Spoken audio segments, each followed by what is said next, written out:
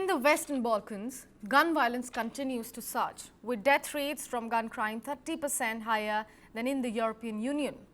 In Montenegro, the town of Centinje has been rocked by multiple mass shootings, fueling fears and call for stricter gun control. Vesna Pejovic, who lost her daughter and grandsons in a 2022 shooting, was hopeful for change but now faces renewed tragedy after a recent attack in the town. Authorities face cultural and logistical challenges as they combat the illegal gun trade that's fueling this particular violence. Take a look at that special report as well. The picturesque town of Centinje in Montenegro had a bloodied start to 2025. On January 1st, a gunman killed 13 people with an illegal firearm, then shot himself.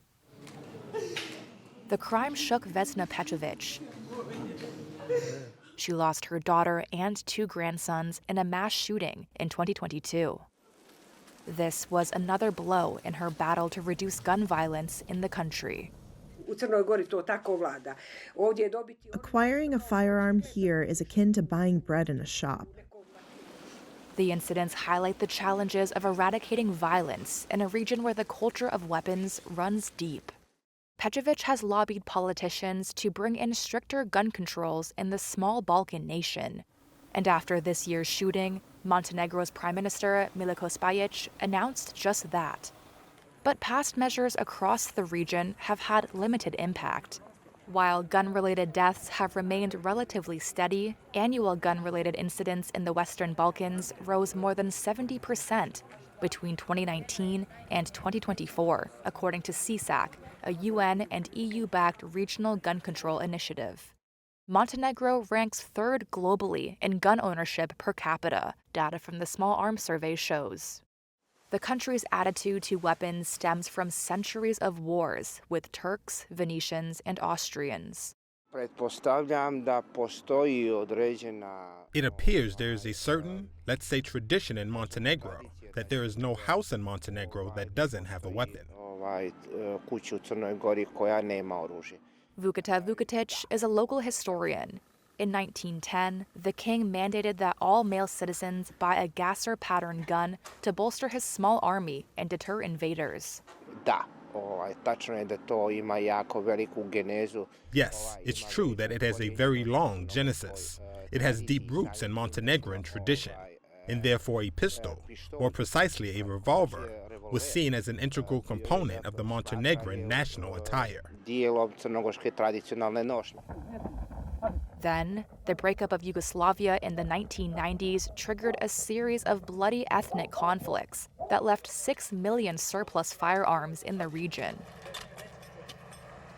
Today, antique guns can be seen across Centinje, like this church fence made of ancient musket barrels. Their cultural significance means arms controls are unpopular.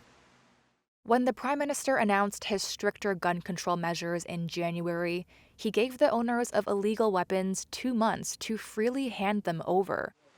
3 weeks later, 1,535 weapons had been surrendered. Experts laud the effort, but it's thought up to 100,000 illegal weapons are still circulating in Montenegro, says a source at the Independent Police Union. The country already has a years-old gun amnesty program, but it has done little to stop access to the illegal market. And psychologist Radoje Serovic is skeptical of more recent attempts to control the problem. The declaration of stringent measures will likely only lead to an even greater concealment of hidden weapons and a greater push of a large amount of these weapons into illegality.